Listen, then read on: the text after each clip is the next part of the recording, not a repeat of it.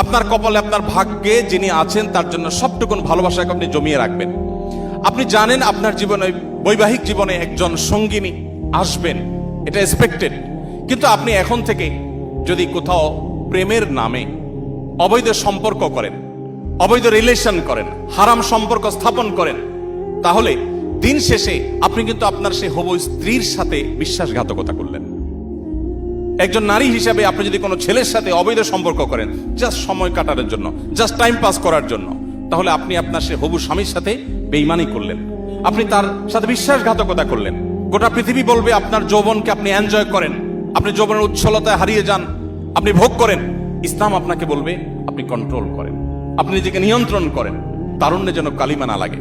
আমাদের মুখতার ভাই বিবাহ সম্পর্কে বলছিলেন, একজন মুসলিম তরুণ তার তারুণ্যে মনে চাইলো আর কোনো পাপাচারে লিপ্ত হয়ে গেলেন, আল্লাহর অবাধ্য হয়ে গেলেন, বিবাহ বহির্ভূত কোনো সম্পর্কে জড়িয়ে পড়লেন।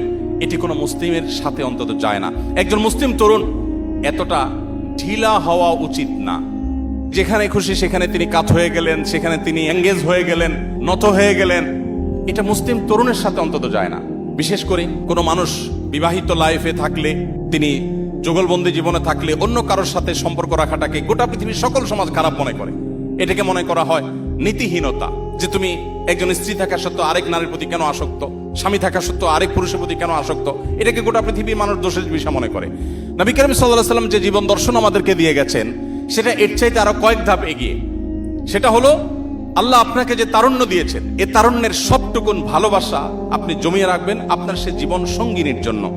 যেই যুবক তার তারুণ্যকে, তার যৌবনের চাহিদাকে কন্ট্রোল করতে পারে না, নিয়ন্ত্রণ করতে পারে না, তার চরিত্রকে হেফাজত করতে পারে না, তার সম্ভ্রমকে সংরক্ষণ করতে পারে না, এই যুবক আব্দুল্লাহ ইবনে ওমরের উত্তরসূরি হতে পারে না। এই যুবক ওমর রাদিয়াল্লাহু তাআলার উত্তরসূরি হতে পারে না।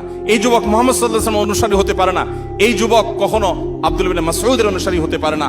এই যুবক সেই সকল সাহাবীদের অনুসারী হতে পারে না যেই সাহাবীরা মক্কার যাযাবর থেকে অর্ধ পৃথিবীর বাদশাহী করেছেন।